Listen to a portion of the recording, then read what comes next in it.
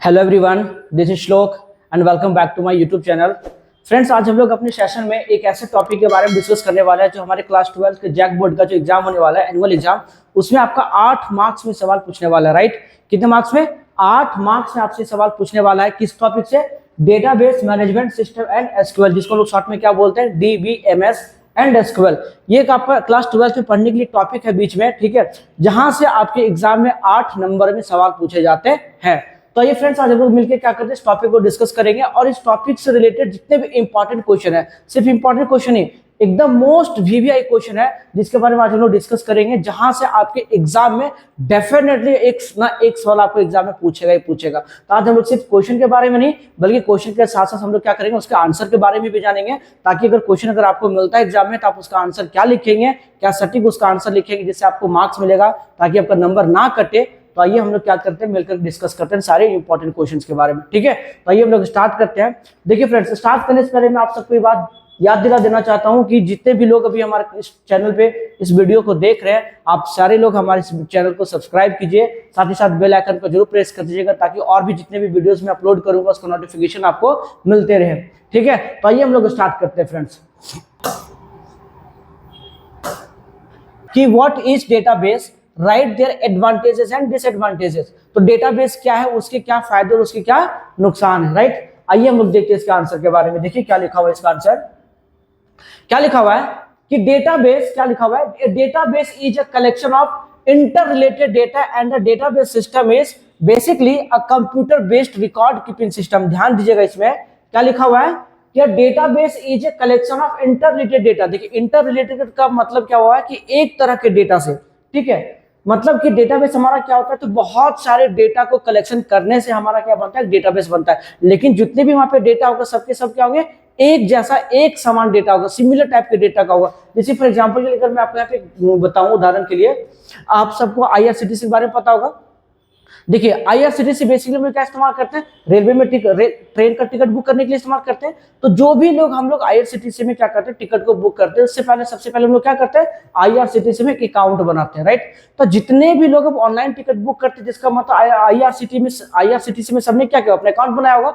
That means जितने भी लोगों ने अकाउंट बनाया होगा, सबने अपने डेटा को फिल किया होगा, और आईआरसीटीसी के डेटाबेस में सारे लोगों का डेटा होगा। दैट मीन्स आईआरसीटीसी के पास उन सारे कैंडिडेट्स का या फिर लोग बोले उन सारे क्लाइंट्स का डेटा होगा जिसका अकाउंट कहां पर है, आईआरसीटीसी के डेटाबेस में, या फिर आईआरसीटीसी में अपना आईडी बना रखा है टिकट को बुक करने के लिए। क्या किसी और अदर पर्सन का डेटा होगा? बिल्कुल नहीं होगा, राइट। इसका मतलब क्या हुआ कि आईआरसीटीसी के पास जो डेटाबेस बना किसका है, सारे के सारे वैसे इंसान का है या फिर वैसे पर्सन का जो आईआरसीटीसी में जिसका अपना पर्सनल आईडी बना रखा है। मींस एक तरह का उसके पास कैंडिडेट हुआ सारा। तो इसलिए हम लोग क्या कहते हैं कि डेटाबेस क्या होता है, a database is a collection of inter related data, right, and a database system is basically a computer based record keeping system. साथ ही साथ हमारा डेटाबेस एक ऐसा सिस्टम होता है जहां पर हम अपने अपने कंप्यूटर के सिस्टम में सारे डेटा को क्या करते हैं, रिकॉर्ड को रखते हैं, ठीक है। आगे देखिए क्या लिखा हुआ है, नीड और advantages of database. Need means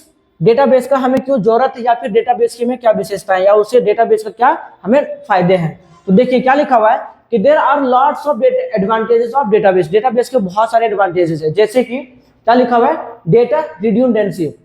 अब इसका मतलब क्या होता है, देखिए डेटा रिड्यूंडेंसी का मतलब होता है डेटा का डुप्लीकेसी। रिड्यूंडेंसी का मतलब होता है डुप्लीकेसी। क्या लिखा हुआ है, it means data duplication is never accepted by the database, so we are only insert unique data. इसका मतलब ये हुआ कि जब हम कोई डेटाबेस को क्रिएट करेंगे तो डेटाबेस में क्या होता है, सिर्फ और सिर्फ हम लोग यूनिक डेटाबेस को क्या करते हैं, रिकॉर्ड करते हैं। ओनली यूनिक डेटा को हम लोग क्या करते हैं, स्टोर करके रखते हैं। मींस वहां पर डुप्लीकेशन को अलाउ नहीं किया जाता है। अब थोड़ा सा अगर हम बात करें डेटाबेस की, पहले टाइम पे जब क्या करते थे हम लोग, जब फाइल सिस्टम करते थे हम लोग, है ना, जब लोग क्या करते थे फाइल में, जब लोग डेटा को रिकॉर्ड करते थे, वहां पे क्या होता था, सेम नाम का या फिर सेम ही डेटा हमारा 2 बार वहां पे एंटर हो जाता था। लेकिन जब हम लोग कंप्यूटर सिस्टम में या जब इसको सॉफ्टवेयर का इस्तेमाल करके जब हम लोग क्या करेंगे, डेटाबेस को क्रिएट करेंगे, तो वहां पे क्या होगा, हमारा कभी भी डुप्लीकेट डेटा को एंट्री अलाउ नहीं होगा। मींस जब भी हम लोग डेटा क्रिएट करेंगे तो हमेशा यूनिक डेटा को क्रिएट करेंगे। Data security. डेटा सिक्योरिटी का मतलब क्या हुआ, it refers to protection of data against accidental और intentional disclosure to unauthorized person और अनऑथराइज्ड मॉडिफिकेशन और डिस्ट्रक्शंस। कहने का मतलब ये हुआ कि डेटा सिक्योरिटी का मतलब ये हुआ कि ये हमें क्या करता है, किसी भी एक्सीडेंटल या फिर जिसे मतलब एक्सीडेंटल का मतलब क्या हुआ, जिसे मतलब ना चाहते हुए भी काम हो गया है ना, या तो एक्सीडेंटल या फिर इंटेंशनल का मतलब जो जानबूझ के करते हैं, जैसे या तो गलती से या फिर जानबूझ करके अगर हम अपने डेटाबेस में किसी भी तरीके का कोई मॉडिफिकेशन करते हैं या फिर उसको हम डिस्क्लोज कर देते हैं या फिर उसको हम डिस्ट्रॉय करते हैं या फिर किसी प्रकार का मॉडिफिकेशन करते हैं, तो उसके अगेंस्ट में हमें क्या करते हैं, प्रोटेक्ट करता है कौन, डेटाबेस। ठीक है। नेक्स्ट वन देखिए क्या लिखा हुआ है, data sharing. So basically data sharing का मतलब क्या हुआ कि we can share our data to other system according to our need, data are transmitted fastly, accurately and easily. देखिए डेटा शेयरिंग का मतलब क्या हुआ कि अगर सपोज दैट हमने डेटाबेस सॉफ्टवेयर का इस्तेमाल करके हमने क्या किया, अपने डेटाबेस को बनाया, ठीक है, तो वहां पर हम जो भी डेटाबेस क्रिएट करेंगे अपने उन सारे डेटाबेस को इजी वे में और फास्टली हम एक दूसरे के साथ क्या कर सकते हैं, शेयर कर सकते हैं। ठीक है, उसको ट्रांसमिट कर सकते हैं, उसके लिए में कोई दिक्कत नहीं होगा। मान लीजिए अगर आपने डेटाबेस अपने पूरा फाइल में बनाया है, अब एक फाइल को दूसरी जगह पहुंचाने के लिए फिर आपको क्या करना पड़ता था, हमें ट्रांसपोर्टेशन का इस्तेमाल करना पड़ता था या फिर पोस्ट के थ्रू से हमको भेजना पड़ता था। राइट मीन्स वहां पे क्या होता था, टाइम लग जाता था, है ना, पैसा खर्च हो जाता था। लेकिन जब सॉफ्टवेयर का इस्तेमाल करके हम क्या करेंगे, डेटाबेस क्रिएट करेंगे, तो यहाँ पे क्या होगा, हम अपने डेटाबेस को इजी वे में घर बैठे हम अपने डेटा को ट्रांसमिट कर सकते हैं, शेयर कर सकते हैं। राइट, देखिए नेक्स्ट क्या लिखा हुआ है, इंटीग्रेटेड डेटा। इंटीग्रेटेड डेटा का मतलब क्या हुआ, it means we insert a valid range of value in a specified column. इसका मतलब ये हुआ कि अगर हम डेटाबेस में, ठीक है, अगर हम किसी कॉलम को अगर स्पेसिफाइड अगर हमने कर दिया, मींस कि अगर सपोज दैट मान लीजिए कि हमने डेटाबेस बनाया और उस कॉलम का नाम हमने क्या रखा, यूजर आईडी, डन, और इस यूजर आईडी को हमने क्या बना दिया, प्राइमरी के लगा दिया है, तो वहां पे क्या होगा, जब भी उसके अंदर डेटाबेस जाएगा, स्टोर होगा, तो उस कॉलम में हम सिर्फ आईडी को ही फिल कर सकते हैं, राइट, ना कि उसके अंदर नाम को फिल करेंगे। तो कहने का मतलब ये हुआ कि इंटीग्रेटेड डेटा का मतलब हुआ कि जिस कॉलम को हम जिस चीज के लिए डिफाइन करेंगे उसमें हम वही डेटा को क्या करते हैं, फिल करते हैं। फॉर एग्जाम्पल ये समझिएगा थोड़ा सा, सपोज दैट मान लीजिए हमने क्या किया, यहां पे हमने एक डेटाबेस बनाया, ठीक है, और हमने डेटाबेस को क्या किया, रो और कॉलम के हमने फॉर्मेट में हमने अरेंज कर दिया। ठीक, अब इस जो कॉलम हमने बनाया, यहां पे मान लीजिए हमने नाम लिखा रोल नंबर, ठीक है, और दूसरा हमने क्या लिखा, नेम, यहां पे हमने लिखा क्लास, और यहां पे हमने इसको लिख दिया उसका मोबाइल नंबर। ठीक है, और ये मेरा टेबल का नाम क्या हो गया, स्टूडेंट। अब ध्यान समझिएगा, डेटा इंटीग्रिटी का मतलब ये हुआ कि अगर मान लीजिए सपोज दैट कि अगर हमने यहाँ पे लिखा हुआ नेम, ठीक है, और उस नेम का कॉलम में हमने डिफाइन कर दिया कि जो नेम का जो मेरा कैरेक्टर होगा वो मोर देन 20 कैरेक्टर से नहीं होना चाहिए। मीन्स सपोज दैट जब हम इस कॉलम को जब हम डिफाइन करेंगे, तो डिफाइन करते समय हमने क्या स्पेसिफिकेशन उसमें डाल दिया कि अगर ये कॉलम पे जो भी यूजर इनपुट करेगा उसमें नाम 20 कैरेक्टर से ज्यादा नहीं होना चाहिए।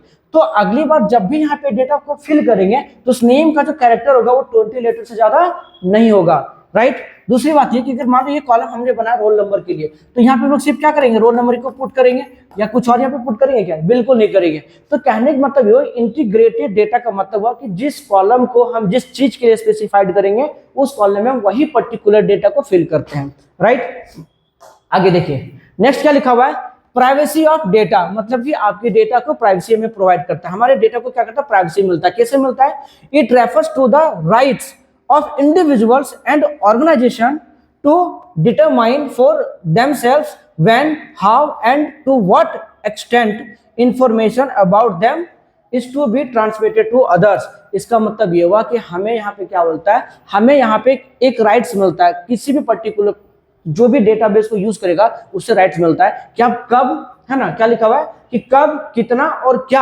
आप डेटा को देख सकते हैं, आप डेटा को शेयर कर सकते हैं, कितना डेटा को यूज करेंगे। सपोज दैट मान लीजिए कि हमने पूरा डेटाबेस बनाया और हमारा डेटाबेस बहुत बड़ा डेटाबेस है मेरा, सपोज दैट, तो उसमें क्या करते हैं हम लोग, अच्छा एग्जांपल आप समझिएगा, जैसे अगर आप लोग नेट बैंकिंग इस्तेमाल करते होंगे, किसी भी बैंक अगर नेट बैंकिंग इस्तेमाल करते होंगे, तो जब आप अपने बैंक अकाउंट का स्टेटमेंट आप चेक करते होंगे, राइट ना, तो उस स्टेटमेंट में आपको सिर्फ क्या दिखता है जी, डेट, है ना, कब आपका क्रेडिट हुआ, कब आपका डेबिट हुआ, रेस्ट आपका अमाउंट कितना बचा, फाइनल क्लोज बैलेंस कितना बचा, वो आपको दिखाता है। लेकिन क्या अब उस बैंक में आपसे रिलेटेड क्या सिर्फ यही 4 इंफॉर्मेशन था, आपका नाम, आपका अकाउंट नंबर और कितना क्रेडिट हुआ, कितना डेबिट हुआ, कितना रेस्ट अमाउंट बच गया आपके अकाउंट में, क्या सिर्फ यही डेटा रहता है कि नहीं, आपकी पूरा का पूरा आपसे रिलेटेड हर एक इंफॉर्मेशन बैंक के पास होता है, बट आपको 4-5 कॉलम ही आपको दिखाया। राइट, तो इसका मतलब क्या हुआ, इसका मतलब ये हुआ कि वो अपने डेटा को क्या कर रहा है, प्राइवेसी प्रोवाइड कर रहा है। मींस कि वो प्रोवाइड कर रहा है, मींस वो डिटरमाइन कर रहा है कि कब कितना और क्या आपको दिखाना है और कितना उसको छुपा के रखना है और क्या उसको शेयर करना है।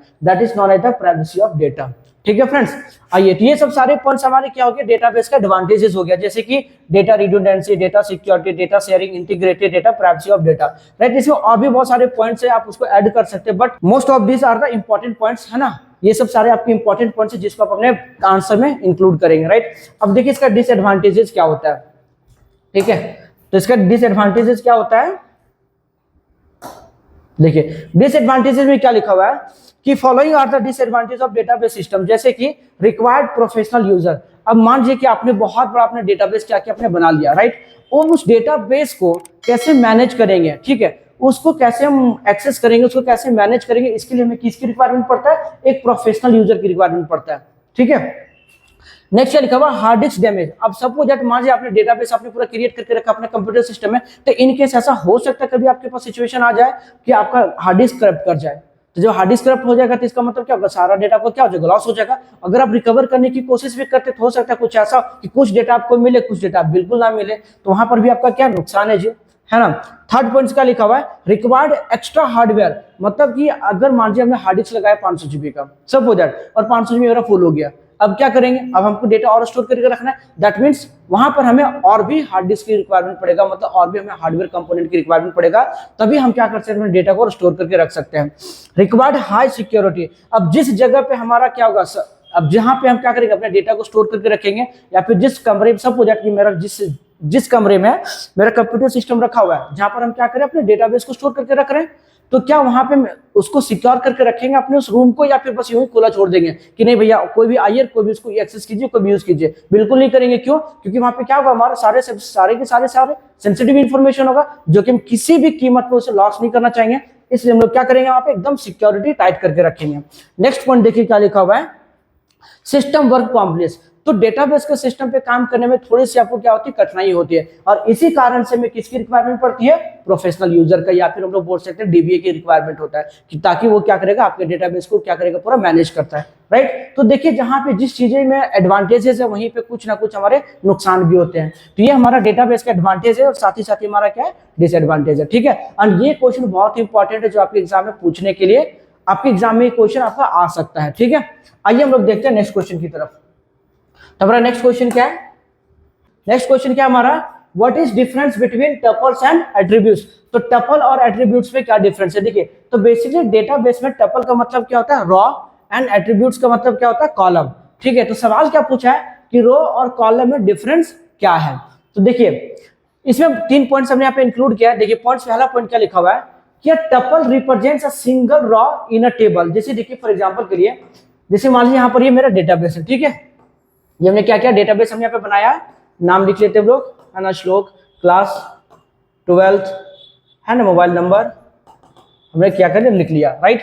अब देखिए ध्यान से समझिएगा क्या कहता है, बेसिकली रॉ जो हमारा, देखिए टपल क्या होता है, टपल हमको इसको बोलते हैं, रॉ को बोलते हैं। जो हमारा डेटाबेस में जो रॉ होता है उसे क्या बोलते हैं, टपल्स, एंड जो हमारा कॉलम होता है उसे क्या बोलते हैं, एट्रीब्यूट्स बोलते हैं, ठीक है। अब आगे नेक्स्ट देखिए क्या कहता है, an attribute is a column in a table. Next one क्या कहता है, each tuple contains a set of values that corresponds to the columns of the table. इसका मतलब क्या हुआ, इसका मतलब ये हुआ कि जितने भी टपल हमारे होते हैं, ठीक है, डेटाबेस में, सबके सब क्या करता है, उस जो भी पर्टिकुलर जो भी कॉलम होता है, उस कॉलम के कॉरेस्पॉन्डिंग वो क्या करता है, उसके वैल्यू को रखता है। जैसे कि देखिए यहाँ पे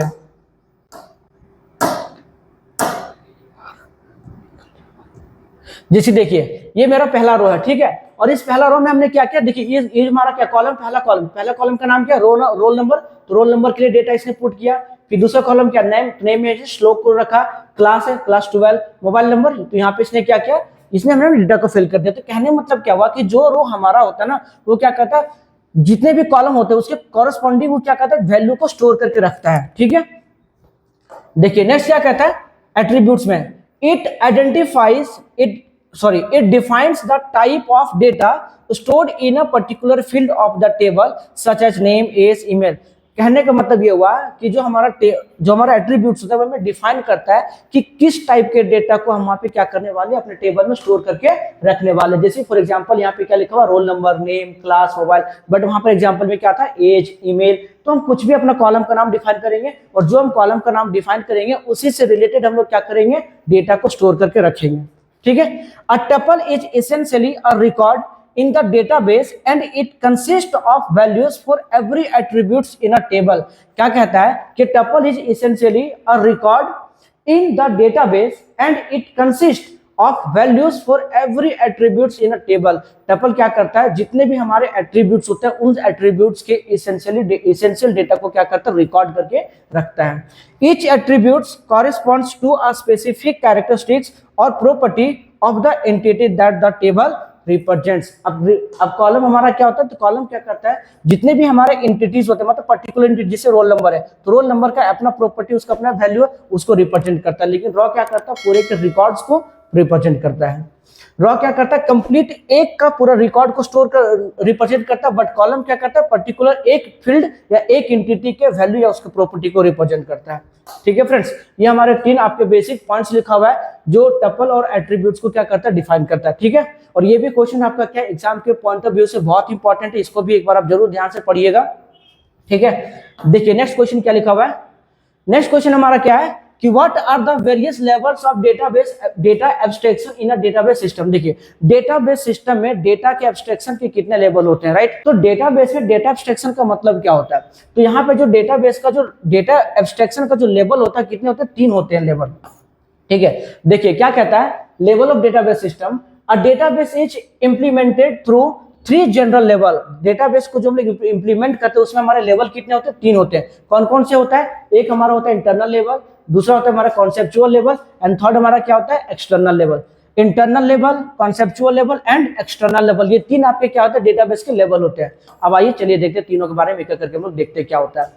सो बेसिकली इंटरनल लेवल क्या होता है, देखिए इंटरनल लेवल को हम लोग क्या कहते हैं, फिजिकल लेवल के नाम से भी जानते हैं।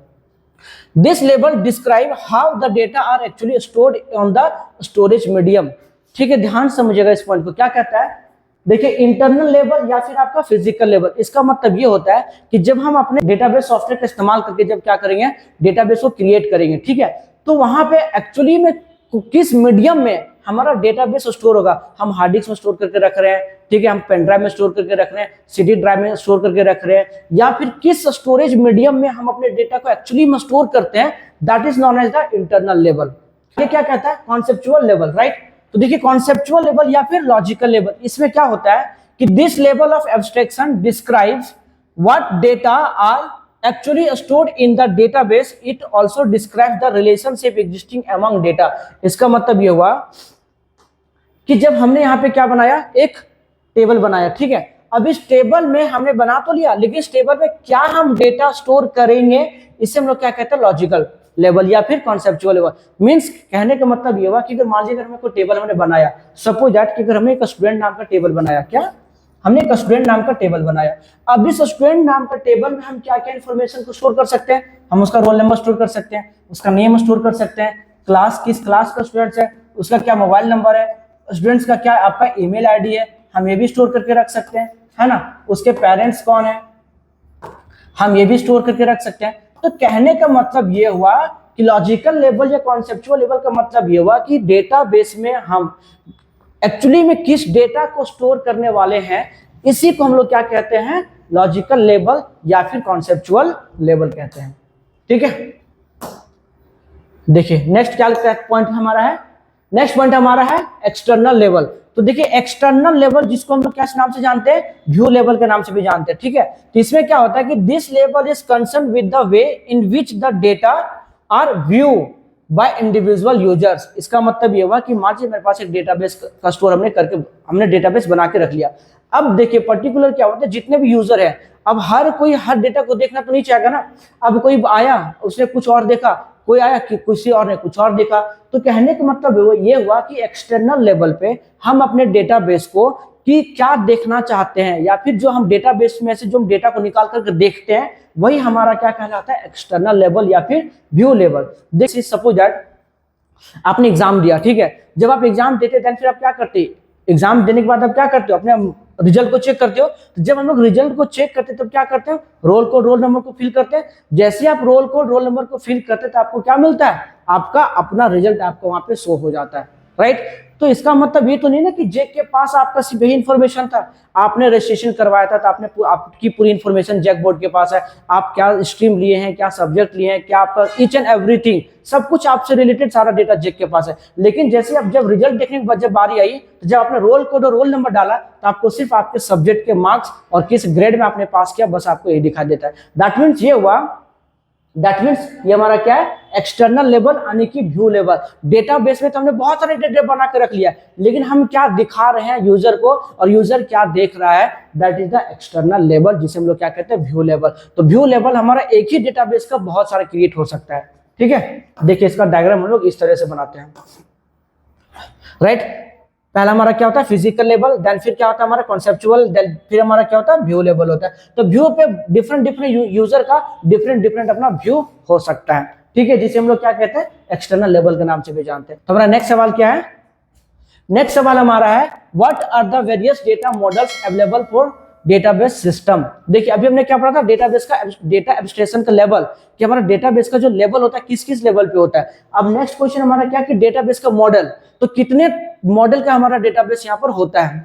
तो बेसिकली इसका आंसर देखिएगा आप लोग। So there are 3 types of data models available for database system. देखिए डेटाबेस के लिए कितने मॉडल अवेलेबल है, 3 मॉडल। कौन कौन से, relational data model, network data model and hierarchical data model. अब देखिए तीनों के एक करके हम लोग समझते हैं। देखिए रिलेशनल मॉडल में क्या होता है कि the relational model represents the data and relationship among data bye collection of table, है ना, नॉन एज रिलेशन। कहने का मतलब ये हुआ कि वैसा डेटाबेस जहां पर हम अपने डेटाबेस को, देखिए ये हमारा क्या है, रो है और ये हमारा क्या है, कॉलम है। तो जब हम अपने डेटाबेस को रो और कॉलम के फॉर्म में रिप्रेजेंट करते हैं तब इसे हम लोग क्या कहते हैं, रिलेशनल डेटाबेस कहते हैं। हम लोग क्या बोलते हैं, इसे रिलेशनल मॉडल बोलते हैं या फिर रिलेशनल डेटाबेस बोलते हैं, ठीक है फ्रेंड्स। आगे देखिएगा नेक्स्ट हमारा क्या है, नेटवर्क डेटा मॉडल। तो देखिए the network data model differs from the relational model in that data is represented by collection of records and relationship among data are represented by link. The record of this database are represented as collection of arbitrary graph. मतलब ये हुआ कि यहाँ पे जितने भी records हमारा होगा, एक रिकॉर्ड दूसरे रिकॉर्ड के बीच में क्या होगा, लिंक क्रिएट होगा और उस लिंक के मदद से यहाँ पे डेटाबेस क्या होता है, एक दूसरे के साथ कनेक्ट होता है। साथ ही साथ ये आर्बिट्रेरी ग्राफ में होता है। आर्बिट्रेरी का मतलब क्या होता है, जिसको हम लोग एक इसके अदर वर्ड हम लोग कहते हैं random.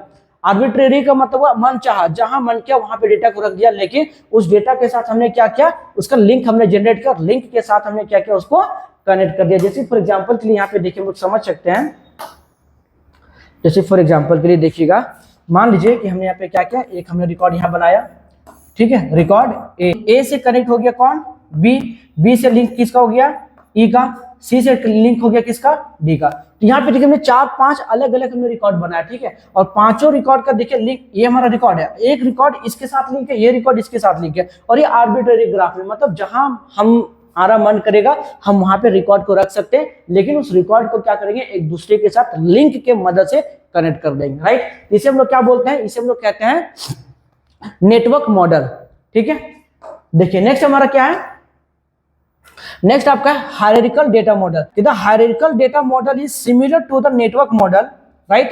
The data and relationship among data are represented by link, but the record of database are organized as collection of tree graph, ठीक है। क्या कहता है यहाँ पे कि हायरार्किकल डेटा मॉडल और नेटवर्क डेटा मॉडल दोनों क्या होता है, लगभग दोनों क्या होता है, सेम होता है, लेकिन सिर्फ डिफरेंस क्या होता है, एक हमारा लिंक के, एक हमारा आर्बिट्रेरी ग्राफ में होता है और एक हमारा क्या होता है, ट्री ग्राफ में होता है। फॉर एग्जाम्पल देखिएगा, ट्री ग्राफ का एग्जाम्पल यहाँ पे समझिएगा थोड़ा सा। जैसे फॉर एग्जाम्पल के लिए हमने क्या किया, यहाँ पे हमने डेटाबेस बनाया, ठीक है, हमने बना लिया कॉलेज के नाम से, ठीक है। डेटाबेस हमने किसके नाम से बनाया, कॉलेज के नाम से बनाया।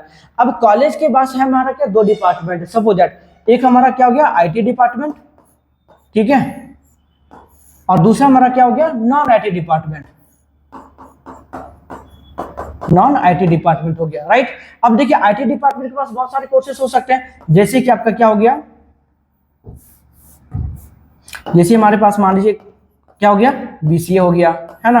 यहाँ पे आपका क्या हो सकता है, बीटेक हो सकता है, ठीक है, ये हमारा क्या हो गया, दो हमारा आईटी डिपार्टमेंट के अंदर आ गया। अब नॉन आईटी के चलते यहाँ पे हमारा क्या आ सकता है, सिंपल ग्रेजुएशन हो सकता है हमारे पास, हो सकता है, बिल्कुल हो सकता है। तो नॉन आईटी के पास हमारा ग्रेजुएशन आ गया, आईटी के पास हमारा बीसीए आ गया, बीटेक आ गया। तब यहाँ पे देखिएगा इन दोनों में थोड़ा सा देखिएगा, दोनों आपको देखने में सिमिलर लगेगा, ठीक। यहाँ पर भी हमारा रिकॉर्ड बन रहा है, यहाँ पर भी हमारा रिकॉर्ड बन रहा है, बट ये हमारा क्या एक आर्बिट्रेरी ग्राफ में और ये हमारा क्या ट्री के ग्राफ में।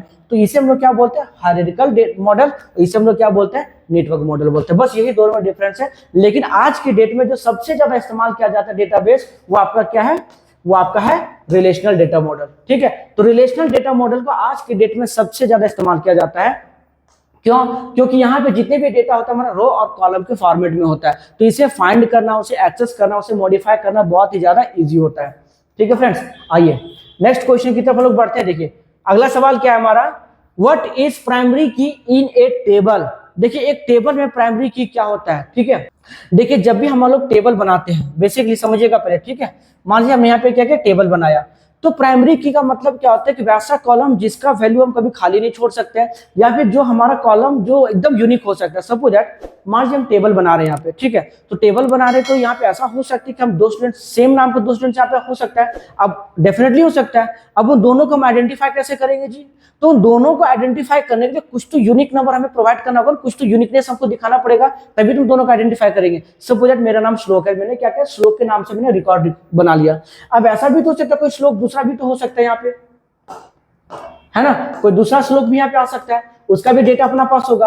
अब दो नाम है मेरा श्लोक एंड श्लोक, तो उसको दोनों को आइडेंटिफाई कैसे करेंगे, तो दोनों को आइडेंटिफाई करने के लिए हम लोग क्या कर लेते हैं, यहाँ पे उसका रोल नंबर प्रोवाइड कर लेंगे, या फिर हम उसका कुछ यूजर आईडी होगा, है ना, उसका क्या जैसे रजिस्ट्रेशन नंबर हो सकता है। तो कुछ भी ऐसा दो यूनिक नंबर जो दोनों को क्या कर सकते हैं, आइडेंटिफाई कर सकता है। तो वैसे कॉलम को हम लोग क्या बोलते हैं, प्राइमरी की बना देते हैं। तो उससे हमारा फायदा क्या होता है कि ना तुम उसको खाली छोड़ सकते हैं, साथ ही साथ उसके अंदर जो भी डेटा होगा एकदम यूनिक होगा, एक बार जनरेट हो गया तो दोबारा हम उसको चेंज नहीं कर सकते हैं, राइट। तो आइए देखिए हम लोग समझते हैं क्या होता है हमारा प्राइमरी की। क्या लिखा हुआ है, व्हाट इज प्राइमरी की में क्या लिखा हुआ है, अ प्राइमरी की in a table is a unique identifier for each record means raw in the table। क्या कहता है, टेबल में जितने भी, एक टेबल के अंदर जितने भी हमारा क्या होता है, रॉ होता है, ठीक है, या जितने भी रिकॉर्ड्स होता है उसको यूनिक आइडेंटिफाई करवाता है कौन, प्राइमरी की। इट इंश्योर्स, ये हमें इंश्योर करता है, each record can be uniquely identified, ये हमें इंश्योर करता है कि जितने भी उसके अंदर रिकॉर्ड होगा सबको यूनिकली आइडेंटिफाई किया जा सकता है।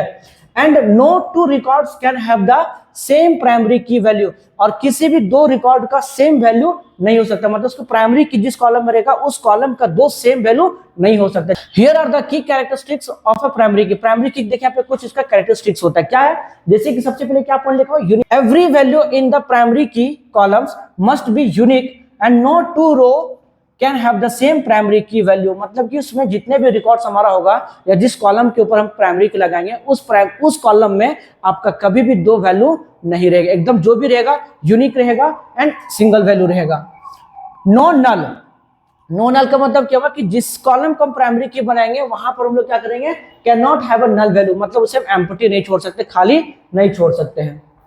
स्टेबिलिटी, स्टेबिलिटी का मतलब क्या हुआ कि the value of the primary key should not change once it is assigned to a record। मतलब कि अगर देखिए यहाँ पे जिस कॉलम को हम क्या करेंगे, एक बार प्राइमरी की बना देंगे, उसके डेटा को जब एक बार ये असाइन हो जाएगा तो हम उसे क्या करेंगे, उसे बाद में उसे हम चेंज नहीं कर सकते, हम उसको मॉडिफाई नहीं कर सकते। That is known as the stability, मतलब जो हमने एक बार उसको प्रोवाइड कर दिया वो उसी के साथ डेटा रहेगा, उस डेटा को ना हम चेंज कर सकते ना मॉडिफाई कर सकते, साथ ही साथ हम जिसको प्राइमरी की बनाएंगे उस कॉलम को कभी भी नल नहीं छोड़ सकते हैं, राइट। आगे देखिए, ठीक है फ्रेंड्स, ये क्वेश्चन आपका सिर्फ इंपॉर्टेंट ही नहीं बल्कि आपका VBI क्वेश्चन है, और ये एग्जाम में पूछे जाने के एकदम 100% चांसेस है आपका इस सवाल आपके एग्जाम में पूछ सकता है। तो आप इसे एक बार अच्छे से देख लीजिएगा, अच्छे से पढ़ लीजिएगा, समझ लीजिएगा। नहीं समझ में आएगा आप कमेंट करके मुझे बता दीजिएगा, आई विल एक्सप्लेन देयर, ठीक है। आइए देखिए नेक्स्ट सवाल हमारा क्या है, नेक्स्ट क्वेश्चन हमारा है what is normalization, define first and second NF। देखिए नॉर्मलाइजेशन क्या होता है, बेसिकली नॉर्मलाइजेशन हमारा एक ऐसा टेक्निक होता है जहां पर हम अपने डेटाबेस की जो रिड्यूंडेंसी होती है उसको क्या करते हैं, मिनिमाइज करते हैं, उसको रिड्यूस करते हैं, साथ ही साथ डेटाबेस की डिपेंडेंसी को भी क्या करते हैं, रिड्यूस करते हैं। तो देखिए समझते हैं नॉर्मलाइजेशन क्या होता है हमारा, ठीक है। बेसिकली नॉर्मलाइजेशन क्या होता है, normal is a technique which reduce the redundancy and dependency of database. किसी भी डेटाबेस की डिपेंडेंसी और उसकी रिड्यूडेंसी को क्या करता हो, रिड्यूस करने के लिए हम लोग नॉर्मलाइजेशन टेक्निक का इस्तेमाल करते हैं। देखिए नॉर्मल फॉर्म आपका कौन कौन से होते हैं, तो आपका फर्स्ट एनएफ होता है, second NF, third NF and BCNF भी होता है, राइट। लेकिन आपको एग्जाम सवाल क्या पूछा गया, only first and second NF क्या होता है। तो देखिए हम लोग क्या देखते हैं, फर्स्ट एनएफ सेकंड एनएफ क्या होता है। The table is said to be first normal form if it follow the following rule। देखिए कोई भी टेबल आपका फर्स्ट एनएफ में कब कहलाएगा, जब ये दो रूल को फॉलो करेगा। तो पहला रूल क्या, रूल में देखिए क्या लिखा हुआ है कि it should only have atomic value attributes, मतलब कि जितने भी हमारे एट्रीब्यूट्स होंगे, यानी कि टेबल का जितने भी एट्रीब्यूट्स होगा, देखिए पहला एट्रीब्यूट क्या था, रोल नंबर, फिर name, class, mobile number, email and parent का कॉन्टैक्ट नंबर, जो भी रहा होगा हमारा। तो जितने भी हमारे यहाँ पे एट्रीब्यूट है, सारे के सारे एट्रीब्यूट क्या आपका एटॉमिक है, मींस सिंगल है, राइट। साथ ही साथ क्या कहता है यहाँ पे, all the column in a table should have unique name, साथ ही साथ उसका नाम भी क्या होना चाहिए, एकदम यूनिक होना चाहिए, तब आपका ये टेबल क्या बनेगा, तब आपका टेबल क्या कहलाएगा, ये फर्स्ट एनएफ फॉर्म में कहलाएगा, राइट। देखिए अब सेकंड एनएफ क्या होता है हमारा, the table is said to be second normal form if it follow the following rule. तो पहला रूल क्या कहता है कि table must be in first NF, अगर आपका टेबल फर्स्ट एनएफ में है तो आपका सेकंड नॉर्मल फॉर्म बन सकता है। तो उसका सेकंड रूल क्या कहता है कि non key attributes are fully functional depends on the primary key. कहने का मतलब ये हुआ कि जितने भी यहां पर हमने बनाया था कॉलम, ठीक है, तो एक को हमने क्या बना दिया, रोल नंबर को हमने क्या बना दिया, प्राइमरी की, right.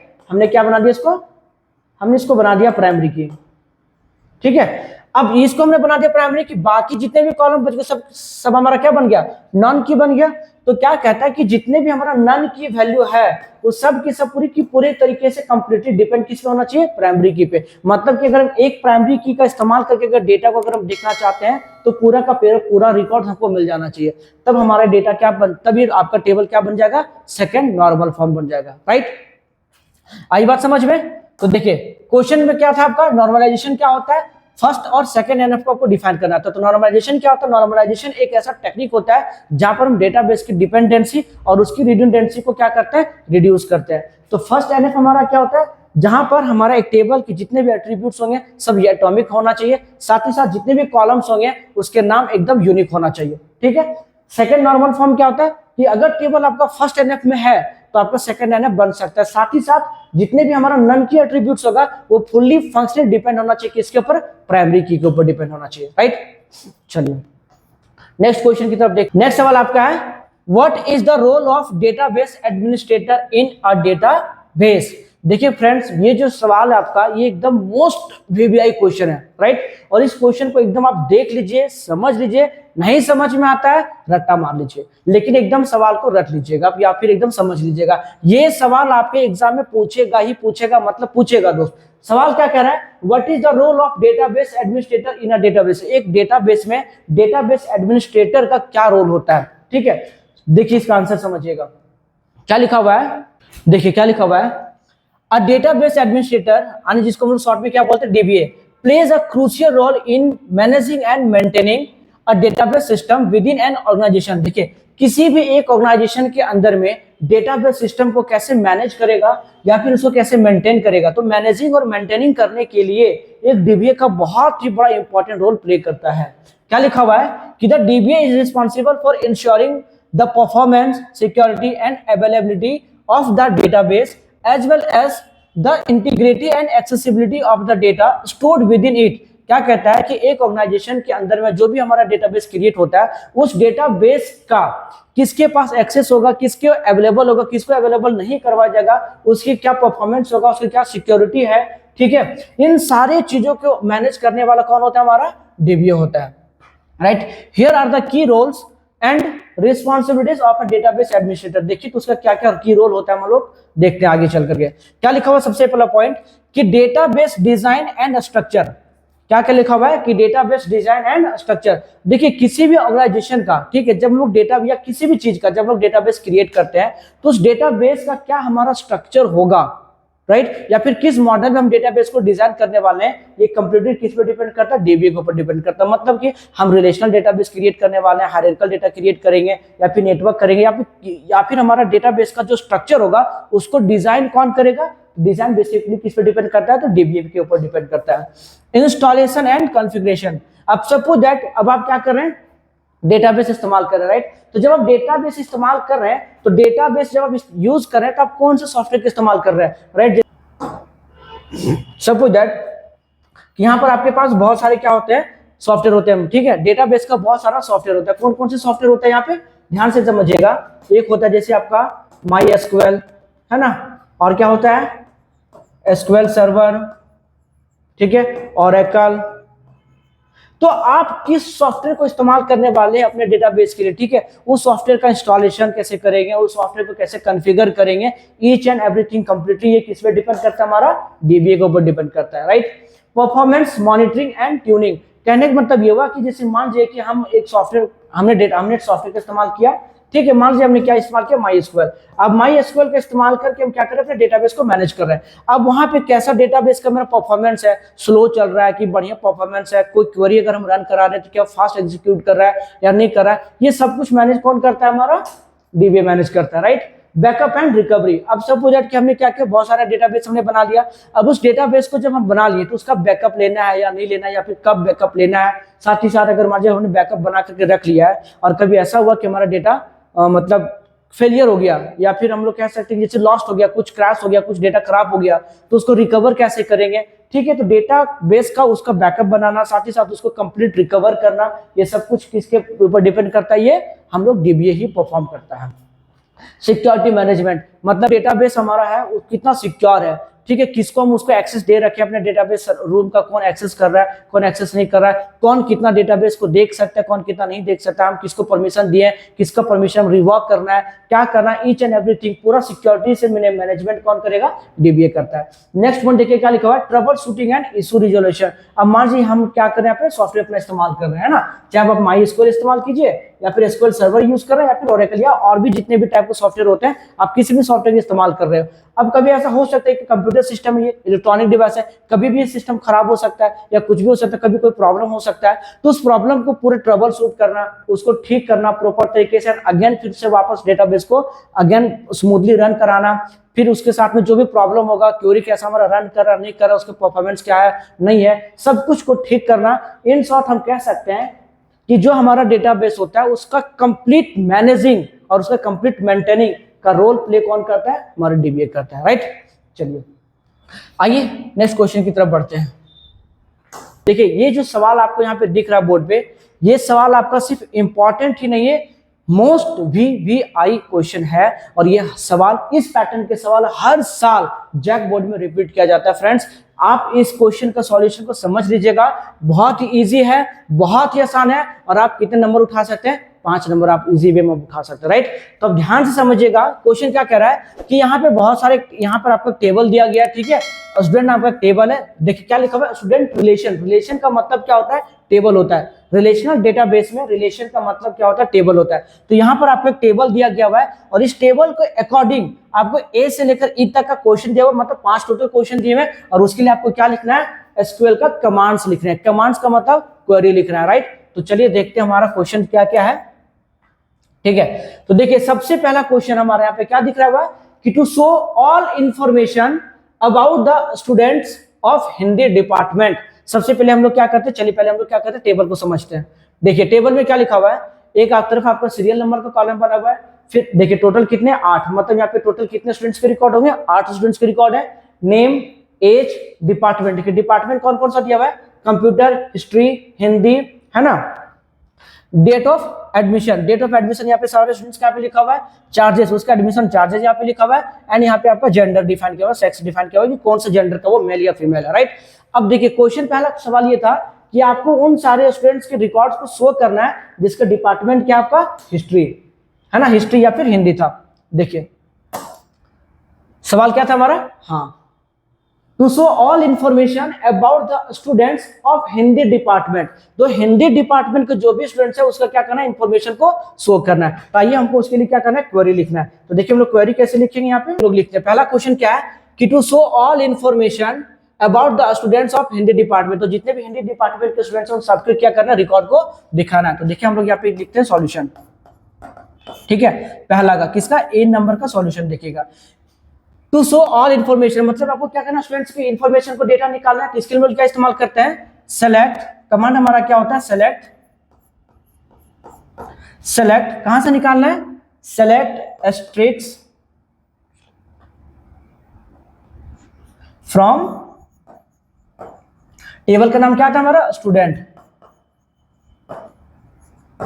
Select asterisks from student, है ना, डिपार्टमेंट, है ना, वेयर।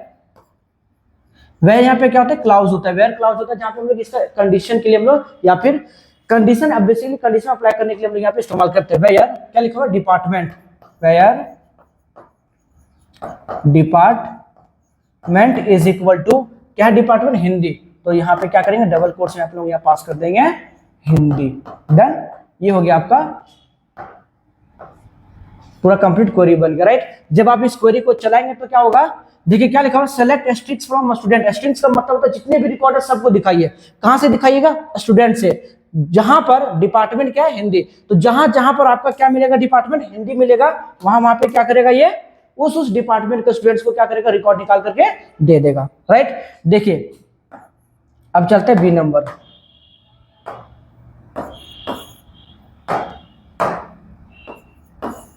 बी नंबर में देखिए, तो बी नंबर का क्वेश्चन क्या कह रहा है, to list the names of female students who are in history department. क्या कह रहा है यहाँ पर, आपको यहाँ पे कह रहा है कि जितने भी हिस्ट्री डिपार्टमेंट के स्टूडेंट्स हैं उनका डेटा दिखाना, लेकिन वहां पर भी आपको किसका दिखाना है, जो स्टूडेंट्स आपका फीमेल यानी कि मेल स्टूडेंट्स का नहीं दिखाना है, ठीक है। आइए देखिए यहाँ पे क्या कह रहा है, हिस्ट्री डिपार्टमेंट में देखो, ठीक है, हिस्ट्री डिपार्टमेंट में एक देखिए फीमेल भी है, एक हिस्ट्री डिपार्टमेंट में आपका फीमेल है, एक और हिस्ट्री डिपार्टमेंट में आपका यहाँ पे मेल है।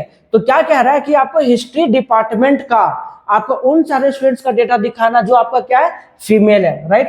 तो चलिए देखते हैं उसका, हम लोग क्वेरी लिखते हैं ना। देखिए क्वेरी हम लोग क्या लिखेंगे, कैसे लिखेंगे, सेम वही प्रोसेस करेंगे फिर से यहाँ पे। Select asterisks from student, select asterisks from a student where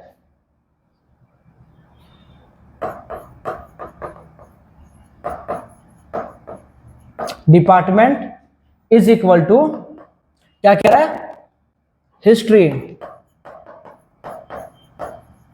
history and यहां पे ना एक एंड ऑपरेटर का भी हम लोग इस्तेमाल करते हैं, राइट, ठीक है। एंड क्या कह रहा है, फीमेल, तो वहां पे हमने कॉलम बनाया होगा हमने सेक्स के नाम से, ठीक है। And sex is equal to F and semicolon. आइए देखिए यहाँ पे है ना, यहाँ पे देखिए जो मेल और फीमेल को डिफाइन कर उस कॉलम का, देखिए कॉलम का नाम क्या है आपका, सेक्स। दैट मीन्स यहाँ पे क्या करेंगे हम लोग, यहाँ पे क्या करेंगे, हम उन सारे स्टूडेंट्स का रिकॉर्ड को चेक करेंगे जिसका डिपार्टमेंट क्या हिस्ट्री है, साथ ही साथ जिसका सेक्स क्या होगा, फीमेल होगा। मीन्स जो फीमेल होगा उसी का सारा डेटा आपको यहाँ पे दिखाना था, राइट। अब देखिए नेक्स्ट क्वेरी में क्या कहता है यहाँ पे, देखिए थर्ड नंबर का ना, to list the name of student with their date of admission in descending order. यहाँ पे क्या करना है, सारे स्टूडेंट्स के रिकॉर्ड को आपको दिखाना, ठीक है, लेकिन आपको क्या करना है, जो आपका डेट ऑफ एडमिशन है उसको क्या करना है, डिसेंडिंग ऑर्डर के फॉर्म में दिखाना है। तो चलिए यहाँ पे हम लोग क्या लिखेंगे, select asterisks from student and क्या करना है आपको, ऑर्डर बाय करना है। इस देखिए असेंडिंग ऑर्डर और डिसेंडिंग ऑर्डर में अरेंज करने के लिए यहाँ पे कमांड होता है जिसको हम लोग क्या करते हैं, ऑर्डर बाय। तो ऑर्डर बाय क्लाउज होता है जिसको हम लोग यूज करेंगे, ठीक है। तो क्या लिखेंगे यहाँ पे, ऑर्डर बाय। देखिए जो यहाँ पे डेट ऑफ एडमिशन है, ठीक है, उसका जो कॉलम नाम है, उसका कॉलम नाम क्या आपका यहाँ पे DOA है। तो हम लोग वहां पे कॉलम का नाम क्या लिखेंगे, DOA। यहाँ पे लिखेंगे ऑर्डर बाय DOA, साथ ही साथ क्या लिखना है हमको, डिसेंडिंग ऑर्डर में करना है। तो यहाँ पे क्या लिखेंगे, DESC, राइट। तो देखिए DESC से आपका क्या हो जाएगा, जो ऑर्डर बाय क्या से होगा, देखिए order by date of admission. तो डेट ऑफ एडमिशन से ऑर्डर करेगा, लेकिन किसके फॉर्मेट में करेगा, डिसेंडिंग ऑर्डर में। तो डिसेंडिंग ऑर्डर में सबको क्या करेगा, अरेंज कर देगा। अगर यहाँ पर हम डिसेंडिंग नहीं लिखते तो बाय डिफॉल्ट अपने आप क्या हो जाता है, असेंडिंग ऑर्डर में आ जाता है, राइट। देखिए नेक्स्ट क्वेश्चन क्या कहता है कि to count the number of students with age greater than 22।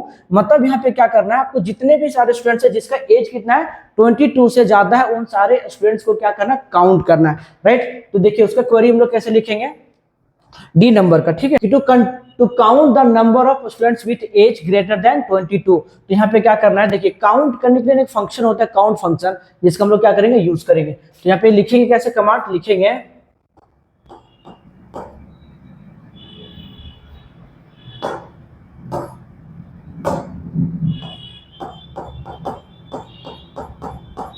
Select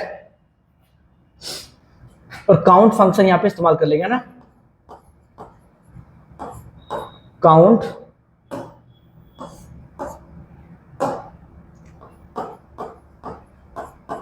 function के अंदर में, ठीक है। और यहाँ पे क्या पास कर देंगे, एस्ट्रिक्स, ठीक है। तो एस्ट्रिक्स लगा देने से क्या होगा, जितने भी स्टूडेंट्स हैं सबका यहाँ पे काउंट हो जाएगा। तो सेलेक्ट करेंगे और इसके बीच में क्या करेंगे, सेलेक्ट काउंट फंक्शन का यूज करेंगे, सेलेक्ट काउंट एस्ट्रिक्स फ्रॉम, कहां से, तो स्टूडेंट से, फ्रॉम अ स्टूडेंट, क्या लिखा हुआ है, age greater than 22, where age greater than 22। Done. अब यहाँ पे क्या होगा, जितने भी ऐसे स्टूडेंट्स होंगे जिसका एज 22 से ज्यादा होगा, उन सबको क्या करेगा, काउंट करके आपको ये डिस्प्ले कर देगा। डन। देखिए नेक्स्ट सवाल क्या कह रहा है कि to insert a new row in the student table with the following data.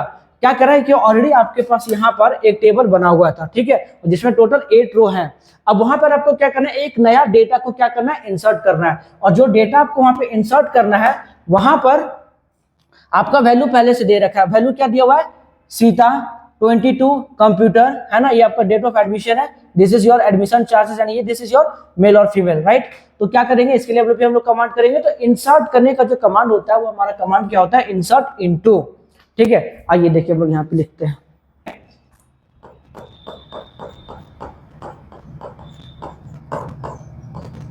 Insert into, कहां पे इंसर्ट करना है हमको, स्टूडेंट में करना है, ठीक है।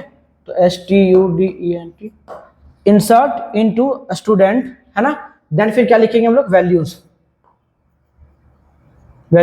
ब्रैकेट के अंदर में लिखेंगे, क्या क्या लिखेंगे, देखिए। अच्छा ना, यहाँ पे देखिए एक चीज और, कि यहाँ पे डायरेक्ट आपका वैल्यू दिया हुआ, लेकिन आपको सीरियल नंबर यहाँ पे नहीं दिया हुआ। तो सीरियल नंबर वहां पे हमारा कितना था, रिकॉर्ड 8 तक था। तो यहाँ पे क्या लिख लेंगे, 9, देन फिर कोमा देंगे, देन फिर क्या लिखेंगे, नाम। तो नेम आपका क्या, सीता है, तो चलिए यहाँ पे लिख लेंगे सीता, फिर कोमा से सेपरेट करेंगे, देन फिर क्या आपका 22, तो 22, देन फिर डिपार्टमेंट आपका क्या है, कंप्यूटर है ना।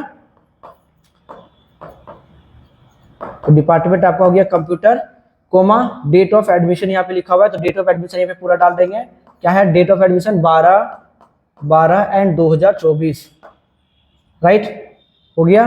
फिर कोमा देख सेपरेट करेंगे, देन फिर एडमिशन फी कितना आपका 600, कोमा, देन फिर आपका फीमेल। डन। ये कंप्लीट हो जाने के बाद क्या करेंगे, ब्रैकेट को, वैल्यू वाला जो ब्रैकेट है उसको क्लोज करेंगे, देन फिर यहाँ पे सेमीकोलन पास करेंगे, राइट। तो आपका क्वेश्चन नंबर ई, जो था उसका ये क्वेरी यहाँ पे, ठीक है। तो देखिए यहाँ पे टोटल कितने थे, 5 क्वेश्चन थे, और पांचों क्वेश्चन का question number A, B, C and यहाँ पे डी, और यहाँ पर आपका ई, पांचों क्वेश्चन का हमने क्वेरी लिख दिया, राइट।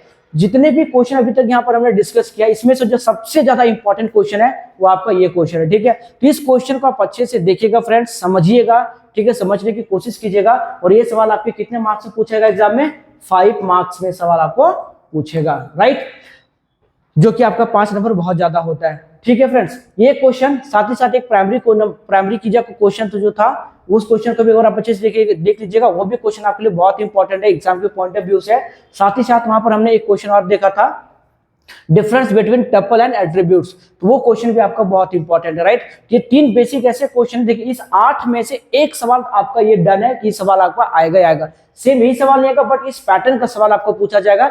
साथ ही साथ बाकी जो क्वेश्चन बचा उसमें से कोई भी एक क्वेश्चन आपका पूछ सकता है और नहीं भी हो सकता, लेकिन इस टाइप का क्वेश्चन आपका डेफिनेटली एग्जाम में पूछेगा। तो आई होप आप सबको ये सारे क्वेश्चन समझ में आया होगा, साथ ही साथ उसके सॉल्यूशन भी आपको समझ में आया होगा, ठीक है फ्रेंड्स। अगर किसी को भी कोई भी प्रॉब्लम हुआ होगा, देन प्लीज आप मुझे कमेंट करके बताइएगा, ठीक है, ताकि मुझे ये भी पता चले कि आप लोग हमारे वीडियोस को देख रहे हो, ठीक है। एंड आई होप आप जिन लोगों ने अभी तक हमारे चैनल को सब्सक्राइब नहीं किए हैं, आप सारे लोग हमारे चैनल को सब्सक्राइब जरूर कीजिएगा, राइट। और अपने दोस्तों के साथ जो भी अभी क्लास 12 के एग्जाम देने वाले उन सबको शेयर जरूर कीजिएगा, ताकि वो भी हमारे इस वीडियो को देख करके अपने मार्क्स को अच्छे से अच्छे मार्क्स को उठा सके, राइट फ्रेंड्स, ठीक है। देन मिलते हैं फिर हम लोग नेक्स्ट सेशन में नेक्स्ट वीडियो के साथ में। Till then thank you, bye bye.